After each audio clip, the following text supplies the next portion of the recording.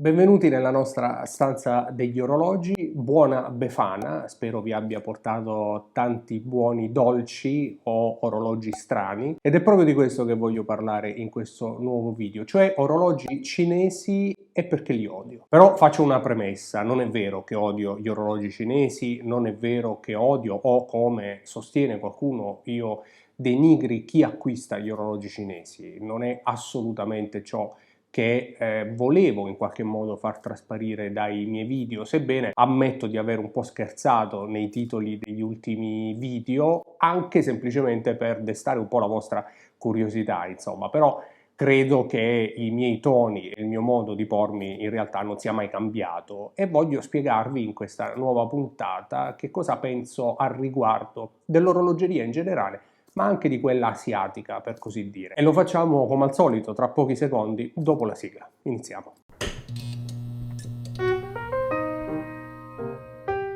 Naturalmente i commenti più duri, i commenti più critici nei miei confronti quando abbiamo parlato di orologeria e come evitare i cinesi, almeno in uno degli ultimi video, sono stati tanti ed è anche giusto che sia così, anche perché come sempre a me piace tantissimo il confronto, credo che sia, come dico sempre, l'unico modo per crescere, per aprire un po' la mente, anche per prendere in considerazione cose che magari abbiamo sempre trascurato, per così dire. Fermi, prima di continuare, se vi piacciono i nostri contenuti iscrivetevi, è gratuito, a noi fa una grande differenza e se non vi piacciono i nostri contenuti iscrivetevi lo stesso, così arrivano a tantissime persone che potranno insultarci nei commenti.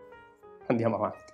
Ora, tornando ai nostri orologi cinesi, io ci tengo a precisare che, come ho detto all'inizio di questo video, non odio gli orologi cinesi e non odio chi li acquista.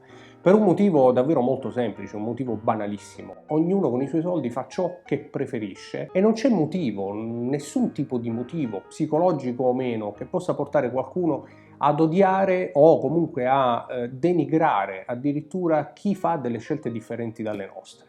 La ritengo una cosa così scontata che non ci dovrebbe essere neanche il bisogno di dirla, eppure purtroppo da alcuni commenti che sono stati lasciati sotto i miei ultimi video mi trovo costretto a precisare questa cosa.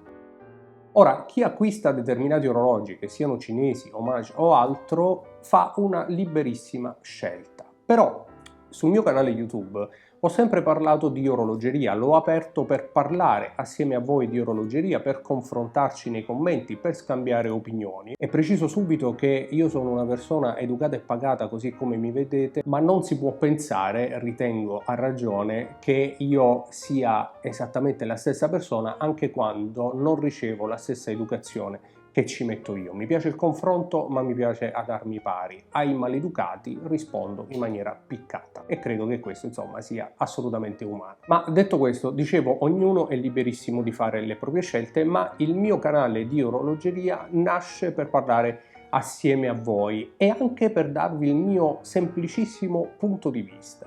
Perché le mie, a differenza di ciò che qualcuno crede, non sono delle critiche, si confonde molto spesso il punto di vista o un semplice consiglio con la critica, che non è però una critica, è semplicemente un modo di vedere le cose che magari è diverso da chi mi ascolta e con il quale mi piace confrontarmi nei commenti, anche perché molto spesso mi è capitato di cambiare idea, per esempio su alcuni Homage, proprio grazie ai commenti educati e critici che mi sono stati iscritti sotto alcuni video e mi hanno aperto la mente. Ora, io non pretendo di aprire la mente anche a chi mi ascolta, però non posso fare a meno che dare il mio punto di vista e il mio consiglio da appassionato che nel corso della sua passione ha commesso tanti errori. E perché lo faccio? Ma un po' perché mi piace, sono fatto così, lo faccio nella mia professione, lo faccio anche su YouTube, e un po' perché mi piace condividere quella che può essere un'esperienza utile per qualcuno,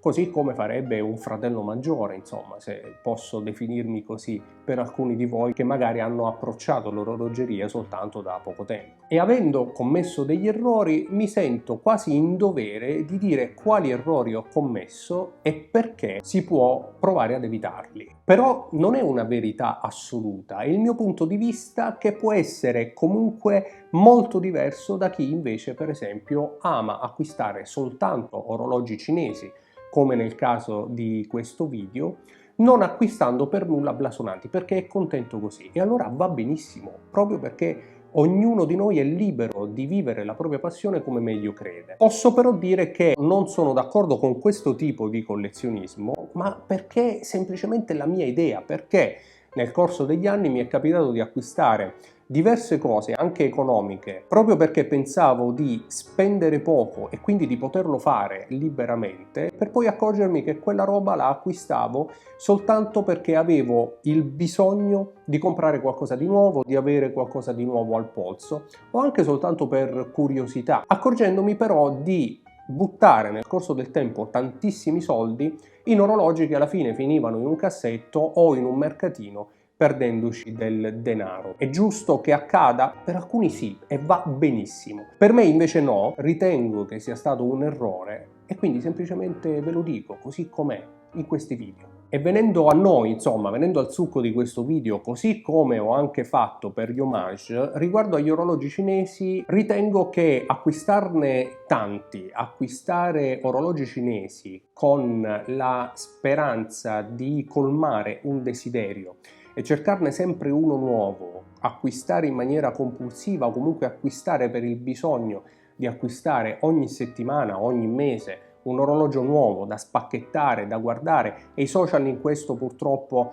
ci mettono il loro zampino, perché poi ci sentiamo in dovere di condividere su Telegram con gli amici, su Instagram, l'orologio nuovo, il nuovo acquisto, il corredo. Insomma, ci sono una serie di sfaccettature psicologiche secondo me che andrebbero analizzate, ma detto questo non è il mio campo e non è questo l'oggetto del video.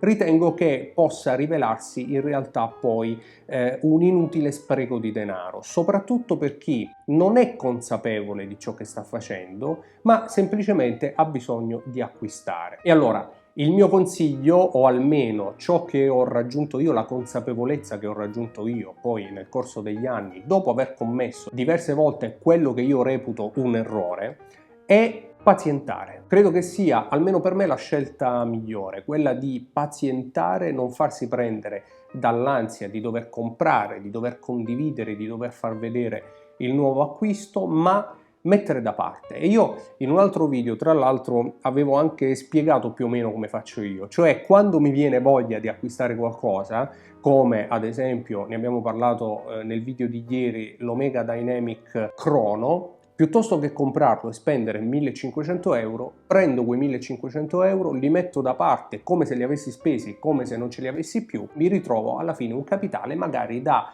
investire su un orologio che desideravo davvero, e in poco tempo si raggiungono orologi che magari si desiderano davvero, 4.000 euro, 5.000 euro per uno Speedmaster, 4.000 euro per un Omega Seamaster, o anche dei vintage, 500-1.000 euro per un Omega Vintage, 3.000 euro per un Rolex Vintage. Insomma, ci possono essere vari modi di risparmiare e di acquistare poi un oggetto che magari si desiderava di più, sempre che questo sia anche il vostro punto di vista. Nel senso che, come dicevo, la mia non è una verità. Se vi ritrovate nelle mie parole, allora si può mettere in pratica il consiglio. Se invece ritenete che non sia il vostro modo di collezionare e affrontare questa passione, va benissimo. Non sarò certamente io a dirvi che cosa bisogna fare, è soltanto un punto di vista. Non vi ho detto però perché personalmente non ritengo collezionabili tanti orologi cinesi. Va benissimo acquistare un orologio da battaglia, comprarne uno o due per curiosità, anche per rendersi conto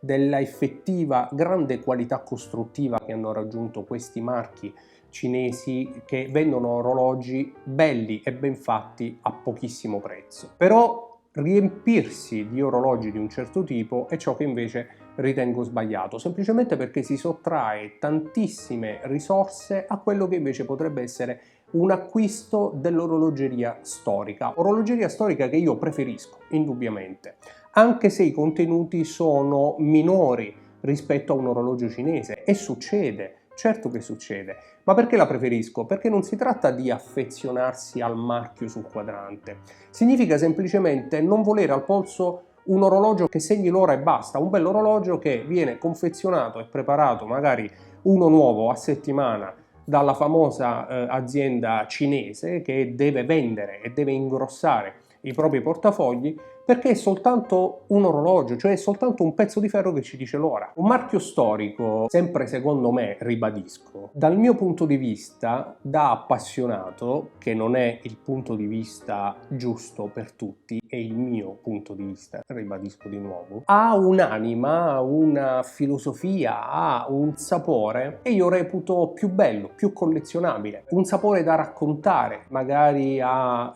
chi ci chiede di che orologio si tratta, a un appassionato come noi. Diverso per l'orologio cinese, che è ben fatto ma è un pezzo di ferro, insomma. Quindi sì, io preferisco spendere 150 euro in un Citizen ProMaster, in un Aqualand 6 viti vintage, come ho in collezione e di cui abbiamo parlato anche su questo canale, piuttosto che spendere 150 euro per un orologio cinese ben fatto, finali pieni, bracciale a maglie piene, ghiera girevole che funziona benissimo, la corona che si avvita senza nessun impuntamento. No, io preferisco un orologio semi rotto e semi distrutto, che abbia però un'anima, l'anima di una maison che abbia fatto la storia dell'orologeria, come può essere Citizen, Seiko per rimanere in Asia, ma anche molti vintage, molti Longines, molti Omega, Doxa, Sicura, Edox. Ci sarebbe un elenco infinito di orologeria che io reputo saporita, per così dire. Non ce ne sarebbe bisogno, ma lo ripeto, è il mio punto di vista. Mi piacerebbe confrontarmi con voi e condividerlo con la stessa pacatezza ed educazione che qualcuno crede sia costruita, ma non lo è. Io sono semplicemente così, salvo quando la stessa educazione non viene riservata nei miei confronti, ma questo credo che sia umano. Insomma, parliamone assieme. Vi ringrazio per essere arrivati fin qui. Se ci siete arrivati, buona Befana, buona serata, ci vediamo in un prossimo video qui su TOC. Ciao!